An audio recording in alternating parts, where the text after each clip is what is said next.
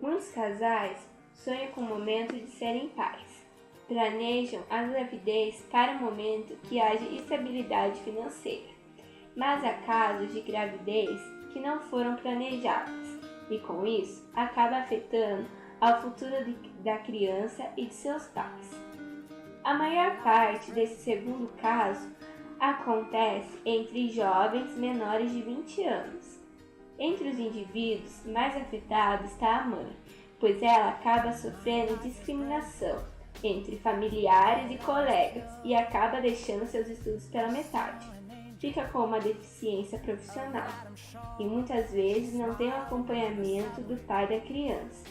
Tudo isso pode levar a mãe ao aborto ou ao abandono de menor, que é crime. Para evitar esse tipo de acontecimento, a rede pública de saúde disponibiliza gratuitamente preservativos. A seguir, um depoimento.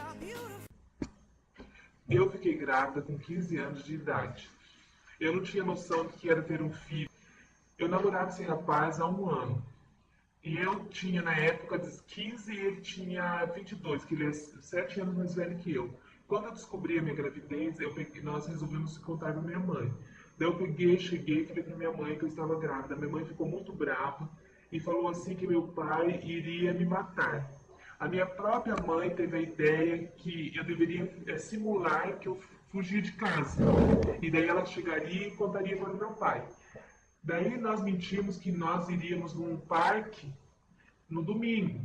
Daí eu peguei, arrumei todas as minhas coisas, em vez de ir no parque com ele, que meu pai pensou que a gente ia no parque, eu peguei e fui para casa dele. Isso daí chegou na segunda-feira de manhã, meu pai sentiu uma falta, daí minha mãe pegou e contou para ele que eu estava grávida e que eu tinha fugido com ele. Só que ela não contou para ele que a ideia de fugir era dela e não era minha, né? Que não era nossa. Que ela ficou com medo que ele me batesse, me matasse, então ela teve essa ideia. Meu pai, então, ficou muito bravo, ficou revoltado. Ele falou que ele não tinha mais filha. E eu fiquei morando na casa da minha sogra na época, né?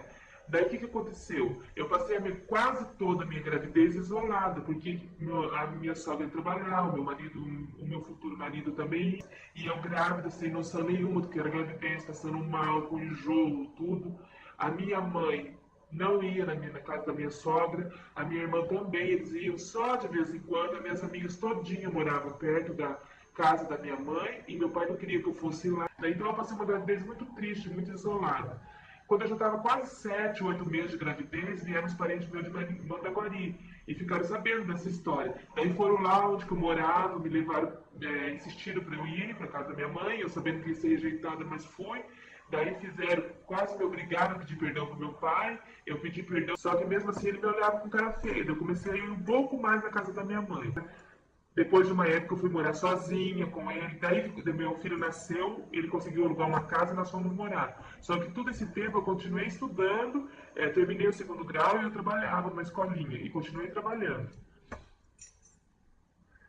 Depois que eu fui morar sozinha com ele, começou o meu sofrimento. Por quê? Porque ele era irresponsável, ele era caminhoneiro, ele só se preocupava em beber, encher a cara, dava carinho pro filho dele, porque na época o filho dele era pequenininho, ele dava carinho, dava atenção, mas quando ele tinha que passar comigo sábado e domingo, ele trabalhava a semana inteira, em vez dele ficar em casa, o que ele fazia? Ele ia pro bar e enchia a cara. Tá? Então, daí que eu comecei a sofrer. Daí, uma época, eu peguei e reclamei com minha família, que eu ia separar, falei com meu pai. Meu pai pegou e ficou nervoso, falou que eu estava colhendo fruto do que eu plantei, que ele não ia me aceitar em casa, não sei o quê. Daí, eu fui para casa dos meus pais, fiquei 1 dia, 2, daí meu filho ficou doente, pegou hepatite, eu peguei e acabei voltando e morando com ele. Passado alguns tempos, a situação continuava, e ele não melhorava, a tendência era piorar, que ele tomava até álcool, eu vi ele de tomar álcool na garrafinha de álcool desse. Daí eu fiquei assim, meu Deus, esse cara não vai ter mais solução. Daí eu resolvi separar de vez. Daí ele pegou e me aceitou de volta. Só que eu fiquei separado, eu sou separada, né, hoje, já tenho outro casamento, estou grávida de um outro filho, mas só que o que eu sofri na adolescência eu não desejo para ninguém. E naquela época eu não tinha informação. Como evitar, o que era a primeira menstruação, como que usar a camisinha, preservativo, e hoje em dia tem tudo aí. Então eu estou dando esse depoimento para os adolescentes tomar consciência e saber que quem sofre, na verdade, é muito mais a mulher do que o homem, porque ela carrega o peso de uma maternidade. One, two.